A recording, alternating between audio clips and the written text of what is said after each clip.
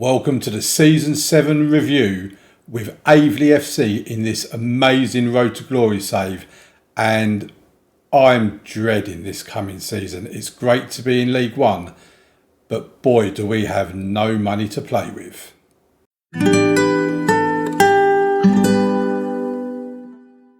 Welcome to the video, everybody, and in this video we're going to do it pretty much the same way we've done it in the last video, but I'm aiming to cut it down a little bit because I'm aware that the last video, an hour and 15 minutes, was probably way too long. If anybody actually stuck through an hour and 15 minutes for that video, then you're a legend. Thank you very much indeed. Leave a like on the video, subscribe to the channel. Let's get into this. And first things first, we probably need to go to the finances screen. And we are on the 4th of July, so we have started pre-season now. We're about to have our first pre-season game in a couple of days' time. As you can see from the wage budget, we have a wage budget of £39,167 and our committed spending is £27,150. So we have around £12,000 in wage budget to play with, which at this level, that ain't much. Now, we did have two players on loan last season in Mark Vaughan and Kevin Nicol that I've attempted to get back in. And Mark Vaughan is a definite no-no. Kevin Nicol, we've made a second attempt at getting him back in. We're waiting to see whether he accepts it. Palace have accepted it, but the last time they accepted it, he turned us down. So it'd be interesting to see how that one goes. We do have 98,000 in the transfer budget, but I'm basically just keeping that there for agents' fees for any free transfers we can do. If we have a look at the transfer area, as you can see, Mark Vaughan has rejected us. Kevin Nicol, we're in contract negotiations with. We have got two players coming in now. I've made a bit of a boo-boo here because I didn't realise that we'd done it for end of contract, not realising the end of contract was the 1st of January. So we've got Baylor Ty Cadamartri, who's going to be coming in on the 1st of January as a striker. Looks a pretty decent striker, actually. I'm quite looking forward to having him here. He is, for anyone that might be wondering, he is the son of Danny Cadamartri, I think, who played for Everton once upon a time, if memory serves me right. We've also got Gideon Tete, who looks quite an exciting prospect who can play left or right, prefers the left, but can play left or right. Again, he'll be coming in on the 1st of January as well. In terms of players that we've already had coming in, if we go down here, obviously the last one you would have known about would have been Reece Devine that came in on the 1st of September last season. So we've got our four youngsters here. Ivan Todd, who now is 3-star current ability, 4 to 5-star potential ability. He's going to be playing on the right side of our midfield. Terrell Whitaker is going to be switching over to the left side. Then we have Mike McGrath. I'm really gutted about this because he's come to us injured, damaged cruciate ligaments, expected to return in 4 to 6 months. He's only on a 1-year contract. He's going to miss most of this season with an injury. So gutted about that. Then we have Ashley Holmes, who's going to be a striker for us, a backup striker that I want to give reasonable amount of game time to. He's 2-star current ability with 4 to 5-star potential ability. Quite excited about him, I must admit. And Bruce Pratt, who's going to be a backup midfielder that I want to give game time to. Obviously, we've got the likes of Cinnamon and Devaney in our midfield at the moment. They will be our first choice midfield, but he will certainly be the next one that can come in. He can come in as a deep line playmaker. He can do a ball winning midfield as well, so we can utilise him for both positions. 2.5-star current ability, 3.5 to 4.5-star potential. So they're the signings we've done at the moment. Nothing else has happened. Like I say, it's only just turned the 1st of July.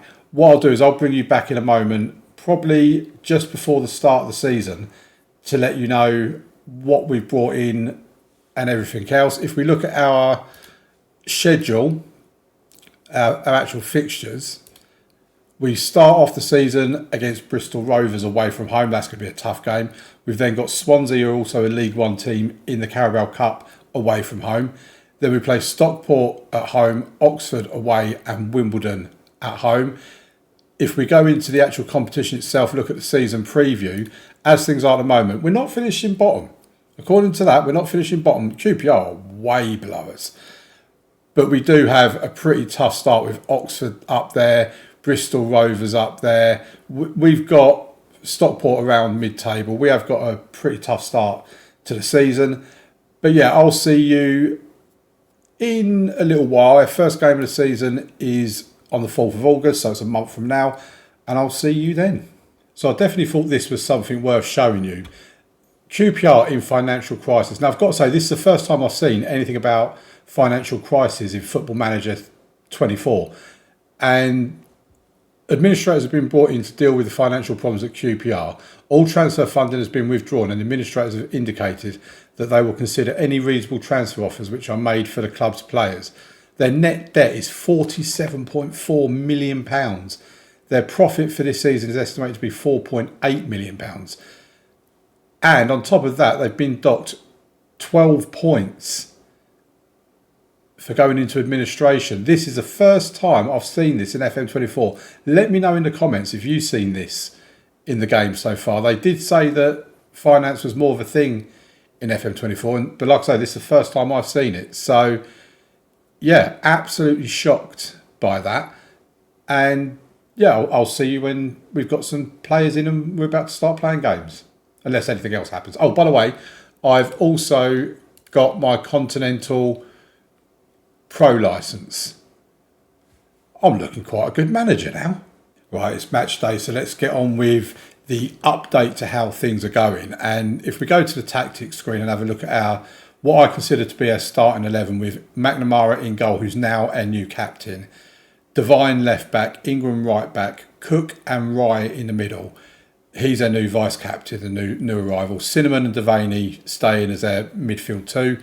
Whitaker on the left instead of the right, Todd on the right, Jankpata in the middle, and Tijon up top. Our backups that we've got on the bench: Barrett in goal, Mackenzie as someone who can play anywhere along there. You can also play in midfield as well.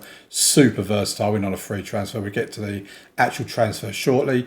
Cortez, Bruce Pratt, one of the youngsters that will cover for Cinnamon in a deep line playmaker role. David Cower and Akil Higgins that can play anywhere along here. And Ashley Holmes as a backup striker. And obviously we've got Bailey Calamatri arriving in January. We've also got some more reinforcements for this position as well with Gideon Tete.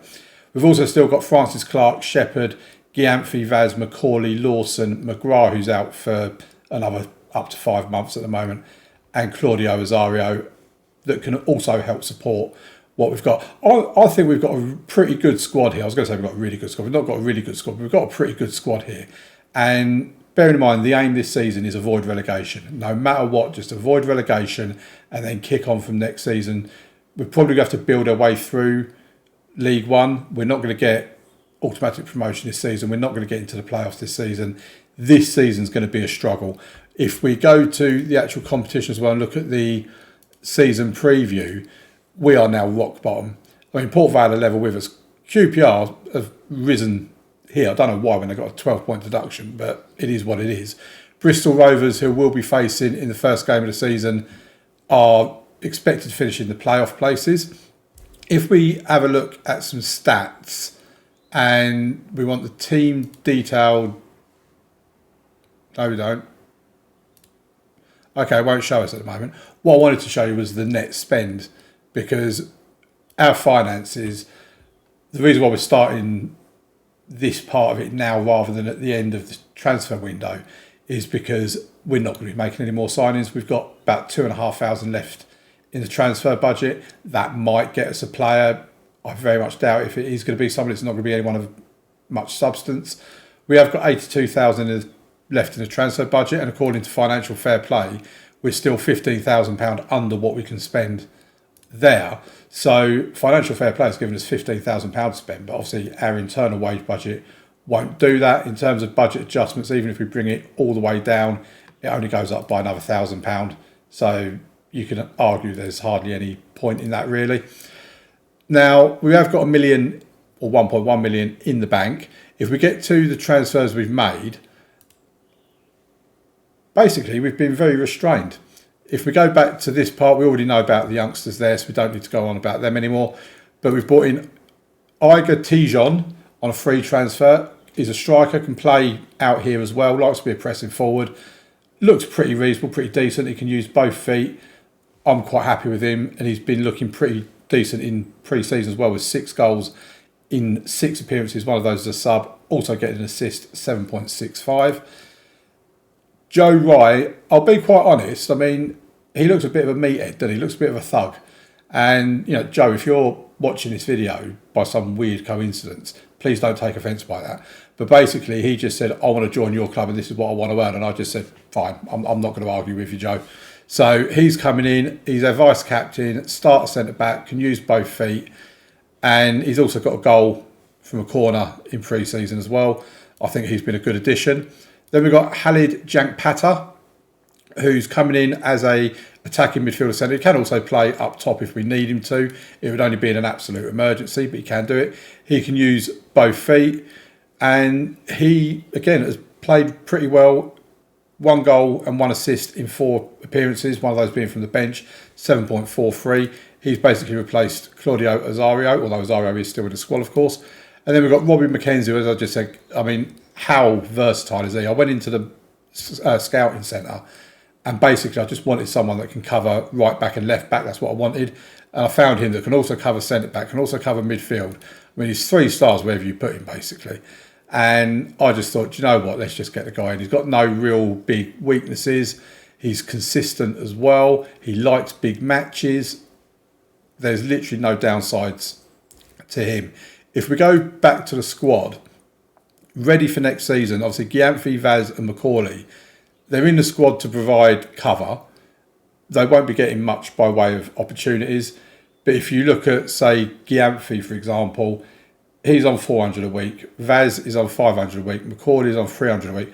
They're minor wages. It's not really doing a great deal in terms of harm to us, but it is taking up squad space. And they will go at the end of the season for definite. I've not been able to get anybody in to or interested into buying them. I've asked the intermediaries. I've offered them via the transfer room. There is no interest whatsoever. So they're here for the season. They'll probably might make 1, maybe 2 appearances as the season goes on, depending on how things go. But yeah, this is basically the squad that we are going into the new season with. Wish me luck. The next time you see me will be either at the start or the end of the January transfer window, probably around the start of the January transfer window, because that would be around the halfway mark of the season. And hopefully we're doing a good job of avoiding relegation. Let's go and have a look. It's the halfway point of the season. Well, a little bit over the halfway point. We are 3rd in League One. As it stands at the moment, we are getting set for a place in the playoffs at the very least. As you can see, we've played 25, we've won 14, drawn 5, lost 6, scored 45, we're the top goal scorers in the league, conceded 32, goal difference of 13 with 47 points. We're 4 points behind not just second place, but also top of the table, Huddersfield and Stockport. But there's also a little bit of a gap between us and Rochdale has started to emerge. Yes, Rochdale do have a game in hand, but at the moment, we're 6 points ahead of Rochdale, 7 points ahead of Leyton Orient and Wrexham, and a full 10 points behind Swansea, who are the team that sit just outside the playoff places. So in terms of avoiding relegation, I think it's safe to say we've got enough points now to avoid relegation. If we have a look at the league preview, Iger Tijon has got 11 goals this season in the league. He's the 3rd top league goal scorer. Jankpata is 3rd for average rating. Tijon has also topped the charts with the amount of player and match awards he's got. And McNamara has the 2nd most amount of clean sheets. We'll ignore the naughty boys section just there. That's not really important.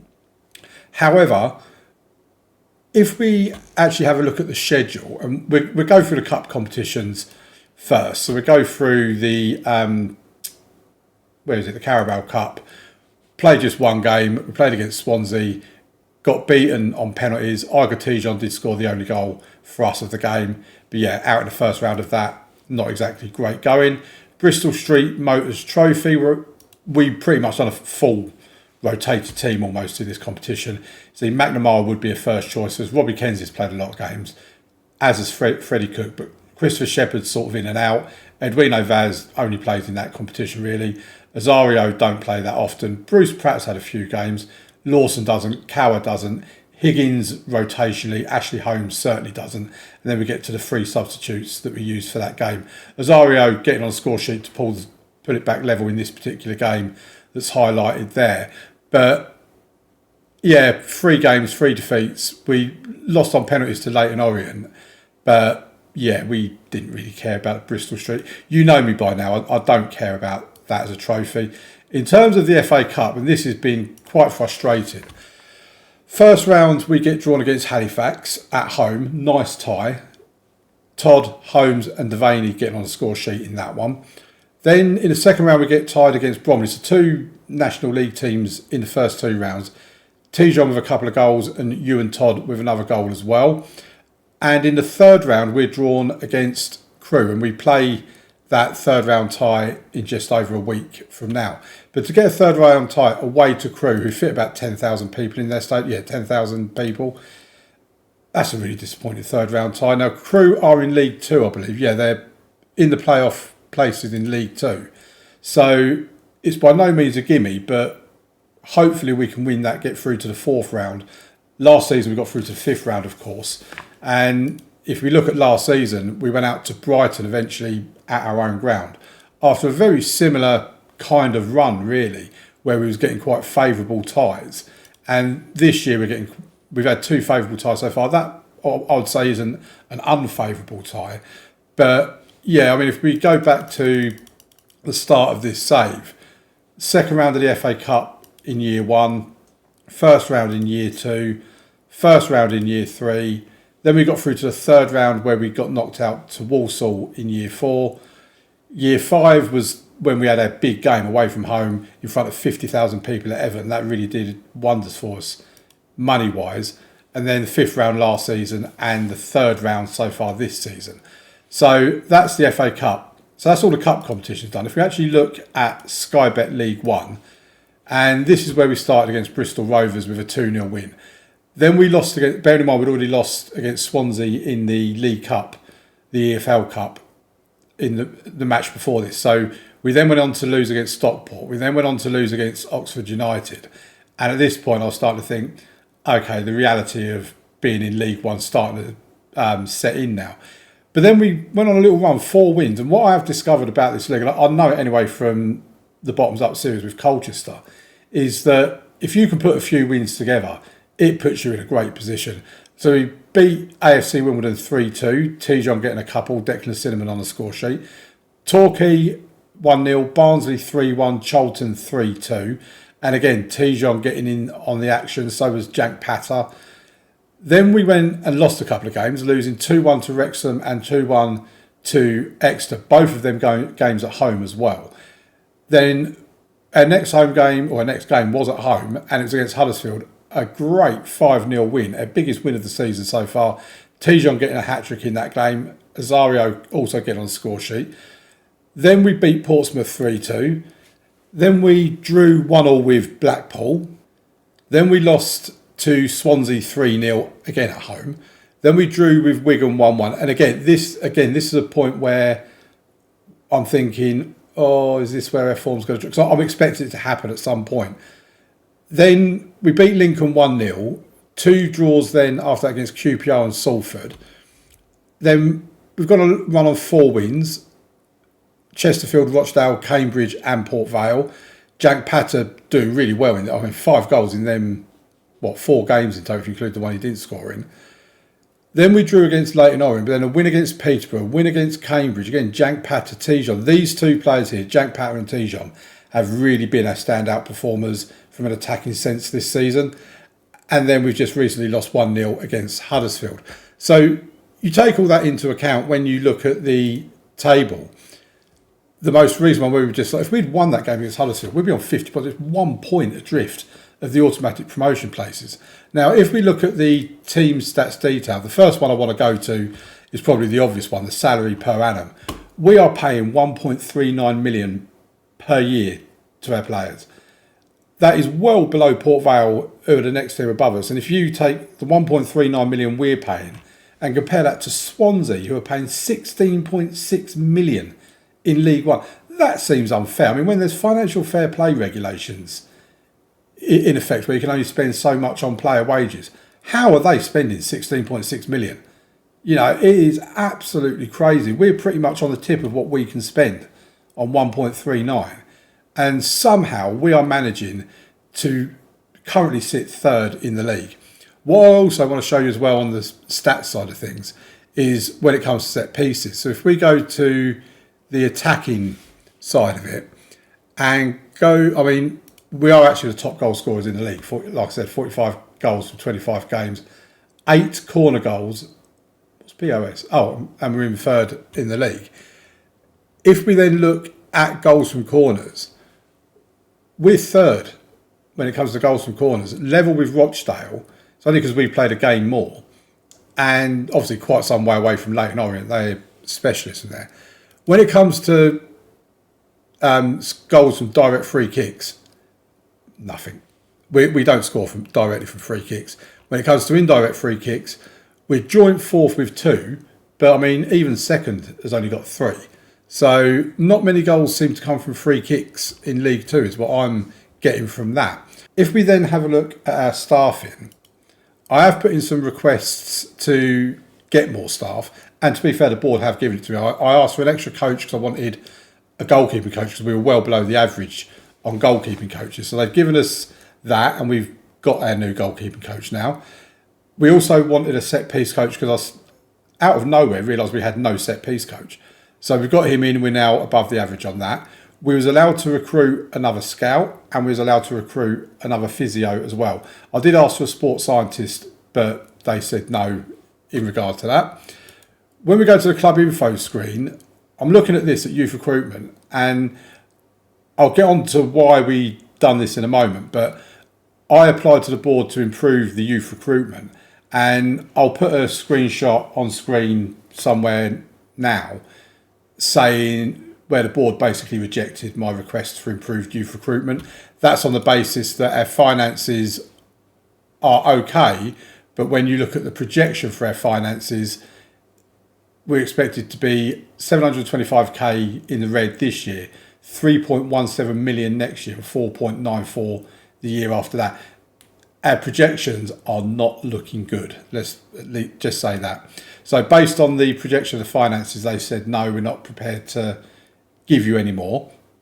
So the reason why I wanted that is because we had a youth intake preview come in. I don't know if the email's still going to show up. No, it's not. So what I'll do is, again, on screen roundabout now, I'll put a screenshot of our youth intake, or the preview of our youth intake, and as you can see, it's looking terrible. It's not looking like a good youth intake at all. And when you look at a dev centre, there's nothing there. And I want to get this club in a position where we can actually start to get some decent youth players in and maybe sell players on at a bit of a profit to boost the finances for the club. It'll give us more transfer money, give us more wage to spend, and will improve the club's bank account. At the moment, with the size of the club, our reputation is only 2-star. We only have 5,000 turn up at our lovely little Parkside stadium. I really can't see that we're going to be getting anywhere anytime soon. If we do manage to get promoted to the Championship next season, I said at the beginning of this video that I'm dreading this season as how hard it's going to be. If we actually somehow get into the Championship this season, I don't see how we're going to win a game, because we look at our squad, and if we filter by contract expiry dates, so everyone that's 2030 has a contract expiring at the end of this season. That is currently 16 people. Now we're in a position where, because of FFP and whatever else, we can't offer contracts for next season now because we just don't have the money to do it. So we're going to have to wait until we get to the end of the season when their contracts are really close to expiring before we do bring players in. Now, I have been looking at it, and Terrell Whitaker, from the way the first half of the season has been going, I'm probably not going to be keeping him. Shamar Lawson, I'm undecided about. McNamara, I probably will keep. He's a 3-star goalkeeper with still room for improvement. Cowell will definitely be going, so we're looking at definitely one there. Cook will probably keep hold of. Giamfi will definitely be going, so that's 2. Akil Higgins will probably be going, that's 3. Vaz will be going, that's 4. Barrett will be going, that's 5. We're definitely going to be keeping Cinnamon if he wants to stay. Macaulay will be going. Holmes will be staying. Pratt will be staying. McGrath will be staying. Todd will be staying. And Devine will probably be staying as well. That's, again, providing they sign new contracts. So they're the players. So we're probably looking at about 6 or 7, up to 8 players that will be leaving this summer. So we're then going to be in a position where we've got to bring them players in. And, I mean, obviously we'll know what our budgets are nearer that time. So we'll know whether we've got a chance of doing that, because it might just be that we have to keep the players we've got. You know, if we're not going to be able to get anyone in that's better, then we might not have much of a choice. But in terms of how it's going from a mid-season perspective, and I am conscious, as I said previously, that I want to keep this video to a digestible length. At the moment, things are going great. We've got a lot of games still to play, 21 in total, and I will see you very shortly, in fact after this transition, where we'll see just where we did finish in Sky Bet League One. We are playing Championship football next season, folks. We finished second in the league. Let's have a look at the league table in full. Huddersfield went up 10 points clear of us as champions. We finished second on 86 points. Wrexham with 85, Blackpool with 82. They were the 3 teams pretty much in the running for promotion. We've scored 83 goals. I think that's the top scores in the division. We've conceded 55, so we did concede quite a few goals. But if you look at that, we are 4th best in terms of goals conceded. But yeah, I mean, if we go back and have a look here, Tijon has dropped out of here. He did go on a run of not scoring goals, but he's all the way down here actually with just 15 goals. I mean, it's quite close between him and third, like 4 goals between it. I was really happy with his contribution, Tijon. We'll get into him a little bit more in a minute. Jank Pata, top of the average rating with 7.21. He was a sensation. I don't mind admitting that. If we look at his league form, 34 games, 20 goal contributions. That is easily better than one in every other. 7.21. It's the best season he's had in his career. And yeah, just absolutely delighted for him. He is a Togolese international. We do lose him on international duty every time Togo play international football. We also lose Christopher Shepherd whenever he goes away with Trinidad and Tobago. But yeah, absolutely amazing. In terms of the FA Cup, now this is just incredible. We'll go and have a look at it in the schedule. It'd be easier to do it that way. And we've filtered the competitions down to just the FA Cup. We beat Crewe after a replay, 1-1 in the first game, but then we beat them 2-1 in the replay. And then we played Ipswich in round 4. And again, I was just like, can someone just give me a break? I just want this big money tie, and we need it because we were hemorrhaging money. And a 2-1 win against Ipswich, Jank Pata and Mackenzie getting on the score sheet. Then we played Tottenham, and when that draw came out, I was so happy. And I'd say that's not actually an embarrassment, 3-1 either. I mean, Ashley Holmes, one of their young players, getting on the score sheet in that game. Our finances before this game was £377,000 in the bank.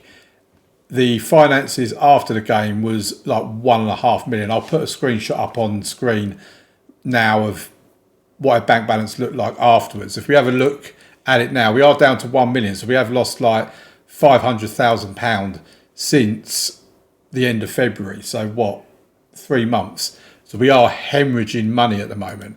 We look at the finances. Our transfer budget for next season is 2 million. We've got a wage budget of 57 million, which at the moment means we've got £20,000 left in the wage budget. When we look at our squad, we're looking at it on the tactics screen because at the moment this is our starting 11 for next season.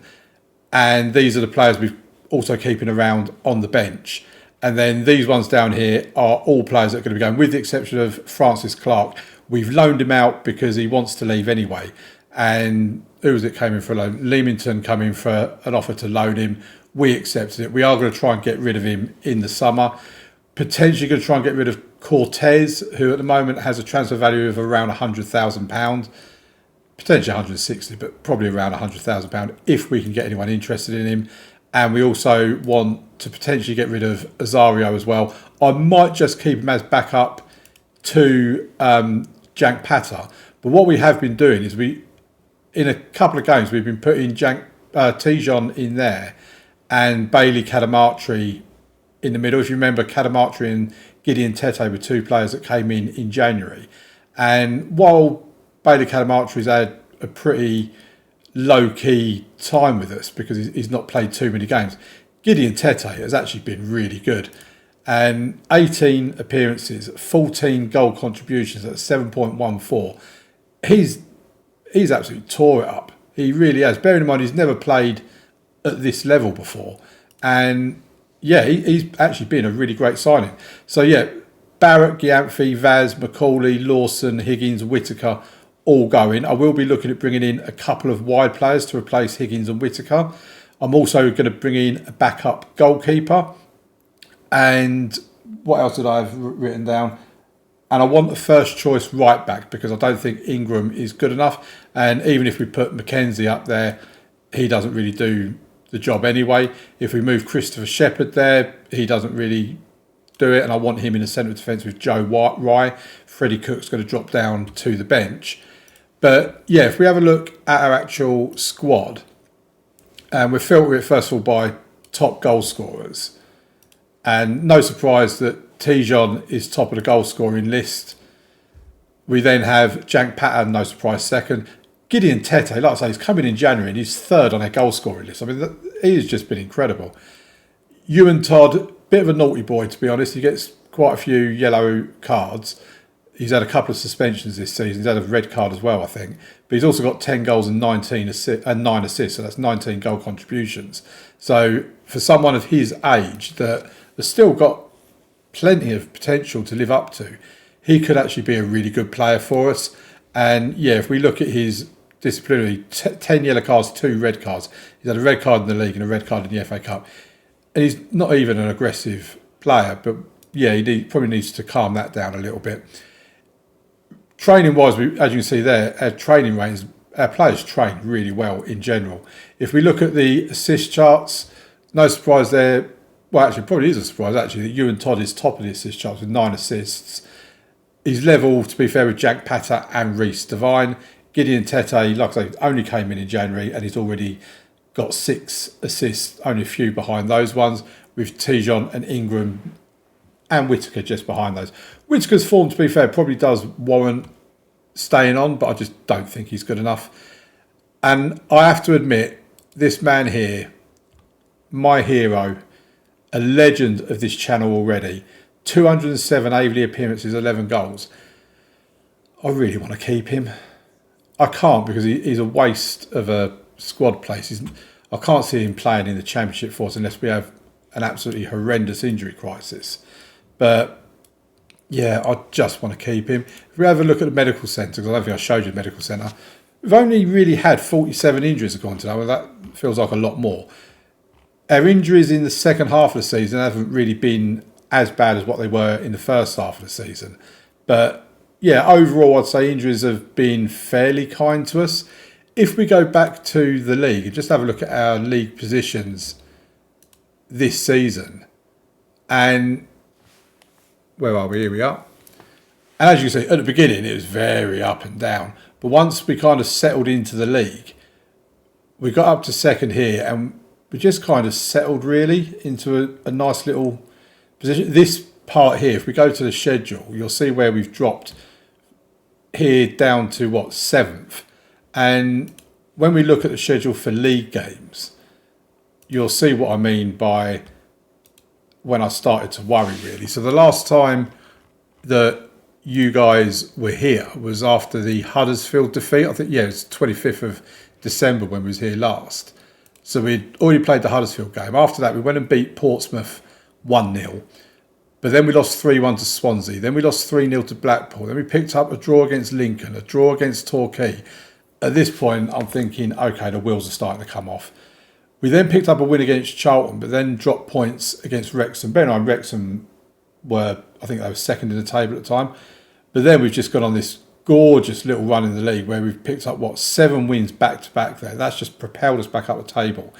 We ended the season a bit unconvincingly with a draw against Bristol Rovers, a draw against Wimbledon, a defeat against Oxford. We then beat Leyton Orient and Port Vale, but a draw against Rochdale, and we lost in the final game of the season against Peterborough. But if you look at the team we had out in this game, we had Robbie McKenzie and Christopher Shepherd as our midfield, as our central defensive partnership, We played Edwino Vaz, we had Azario in there, we had Lawson and Cortez in there.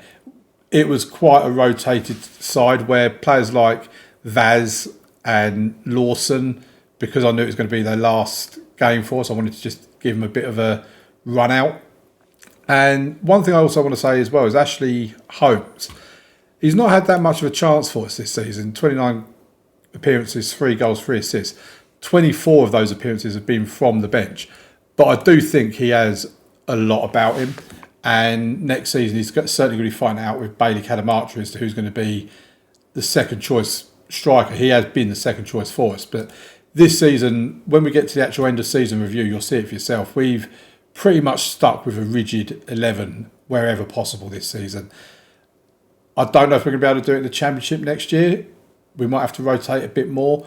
But my aim for this transfer window coming up, which you'll see at the start of next week's episode, is very much I only want to bring in players that really improve us. I'm going to be looking at loans as well because we should be able to get some Premier League players in on loan now. Now we're in the Championship. So, yeah, things are looking really, really good. We do need to improve our finances somehow. I'm not sure how we do it because we are just such a small club. And I've also signed a new contract. That's not the one I wanted. That's the one I wanted. We're on £1,500 a week. We do get a 20% promotion wage rise, so I'm assuming that's going to go up to £1,800. Percentage of club compensation, I'll just let them set that for whatever it is because obviously this is Aveley. We're not going to be leaving Aveley. But yeah, we will be back very shortly. We'll do the actual end of season review. Well, you can tell we've reached the big league, folks. We've been asked to select the destination of our training camps. The first time we've ever had a training camp destination. We're currently planning on going on the east of England. Or we could go to Scotland. I think we'll select Scotland just so we can get them out of the country for a bit of a pre-season training. What I also want to show you before we move on to the end of season review, the email where you get the two or the list of youngsters that the Premier League clubs are releasing. We got them all in. It was a pretty poor turnout, to be fair, but we have got these two. They're both left backs that can play centre backs. Lincoln Power is the first one, 2-star current ability, 4 to 5 star potential. I only want to sign someone that's 4 to 5 star potential and upwards. If they're under that, then I'm not really interested. He's 5'10". We'll probably train him in the left back role to play as a wing back on support. Hopefully he's going to have a bit of a valuation to him as well because he's probably not going to be someone we're going to keep around for too long. So we might look at moving him on and getting a bit of money out of it. But this guy here, Chidera Obasi, 6'6", he's definitely going to be trained as a centre back. He can do it to 2.5 stars already, which pretty much means we might not need to invest in another centre back because we've already got this guy here, and I'm very happy with him. He's got 16 of jumping reach. He needs to work on his heading. He's only got 6 for that, but 2.5 star current with 4 to 5 star potential. He will most likely be fitting in, like I say, as a backup along with Freddie Cook, which just means we don't need to bring in anyone as additional support, and we can quite easily lose Francis Clark, and we should be fine. Okay, let's get to the end of season review right now. Okay, so here we are for the end of season review, the official one at least. No trophies on, they're always sad when there's no trophies.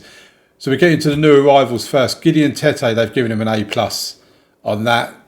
Again, it's all down to the finance of them. I would say, I mean, they've gone for Iger Tijon as the star signing. I would personally go with Jank Pato. I think he's been the more impactful one, but I'm not going to argue. These three have been absolutely amazing. I've been really happy with you and Todd as well. He needs to calm down from a disciplinary perspective.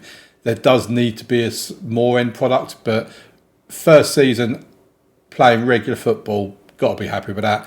Bruce Pratt, another one of our youngsters here. I've been delighted with his first season. Towards the end of it, he actually took the place of Devaney. Robbie McKenzie has been good. He has requested a new contract. He's not happy with his current one. He wanted £5,500. I'm only prepared to offer £4,000. It went to a stalemate, and now he's not going to be happy with me. Joe Rye, I've been very happy with him. He's been rock solid in the centre of defence for us. Ashley Holmes has been pretty good. Bailey Ty-Cadamarch has not really had much of an opportunity with us. And Mark McGrath, I've been happy with him. He's made a few appearances, not too many, but he is one for the future, certainly. If we look at transfers out, Luciana Dioria, Henry left, Josh Woods, David Cower, we moved on for 3.2k. He was going to be leaving for free anyway, so we thought, why not get money for him? Joel Salah and Harry Green also moved on. And Aidan Francis Clark has gone out for £450 to Leamington on loan. Hopefully we can get rid of him in the summer. Then we move on to the competitions. Attempt to avoid relegation, finished second. We've absolutely smashed that. Tijon, top goal scorer with 15 goals. Board absolutely delighted. Fifth round of the FA Cup. I mean, they've given me a B. I don't know what more they're expecting, to be honest. Tijon, top goal scorer with 3. Carabao Cup, Tijon, top goal scorer as well. This time with just the 1 goal when he played the 1 game. And the Bristol Street Motors Trophy. We went out very early on in that one. If we look at our average attendance, 3,229, 56% average attendance. We need that to be pushing up. Otherwise, the board are not going to be prepared to make the stadium any bigger. We're not even filling the one we've got at the moment. In terms of moments to remember, the biggest win was a 5-0 win against Huddersfield.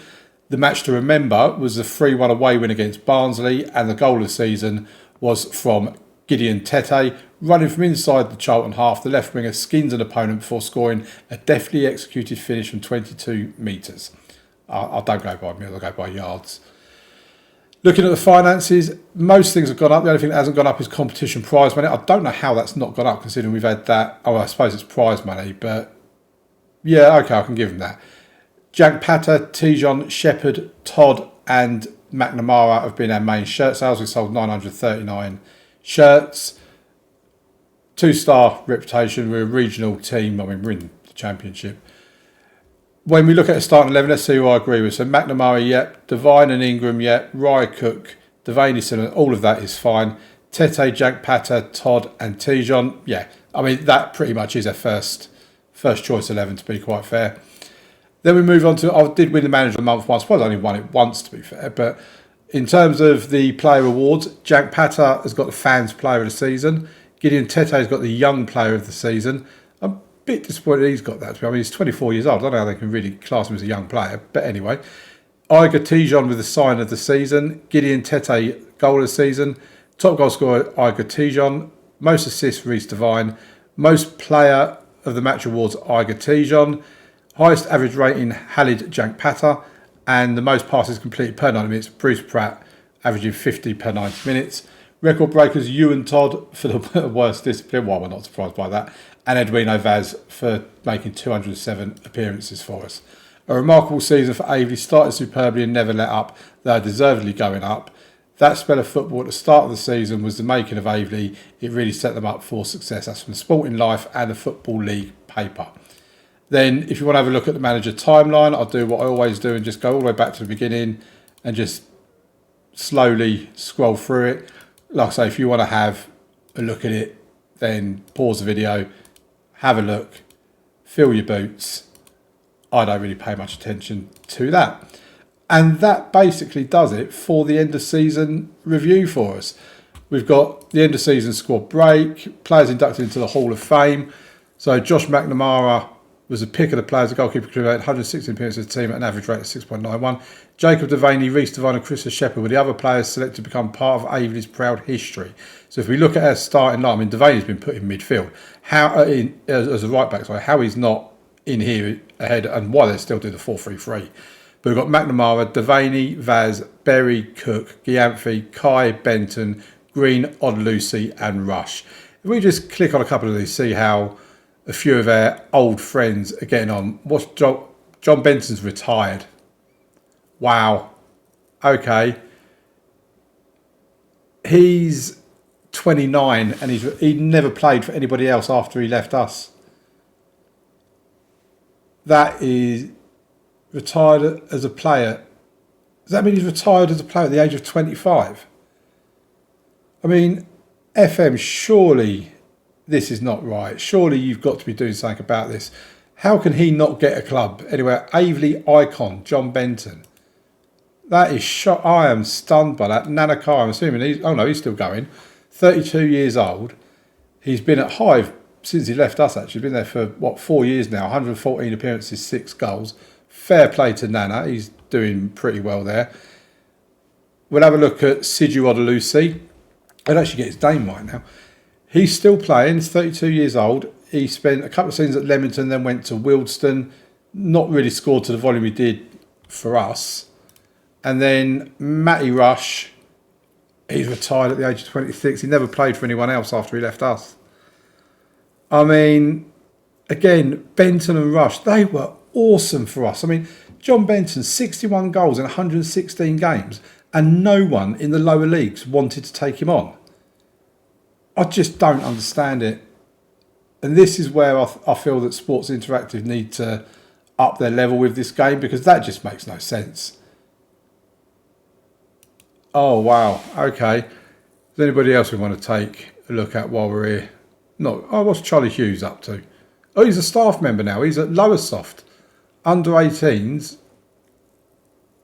Is he their manager? The under 18s manager at Lowestoft. Okay, so he left us, went to Kettering for a year. And now he's an under 18s manager. Do you know what? I'm actually quite tempted to bring him in to us as an under 18s manager. I'm thinking nostalgically. I'm not thinking properly. Come on. The Aveley Best 11, where are they now? All that sort of stuff. We've already pretty much gone through that. Nobody else we really need to go through. That's our season review. We've already done that. The Aveley side 2023, where are they now? We've basically... I mean, what's that?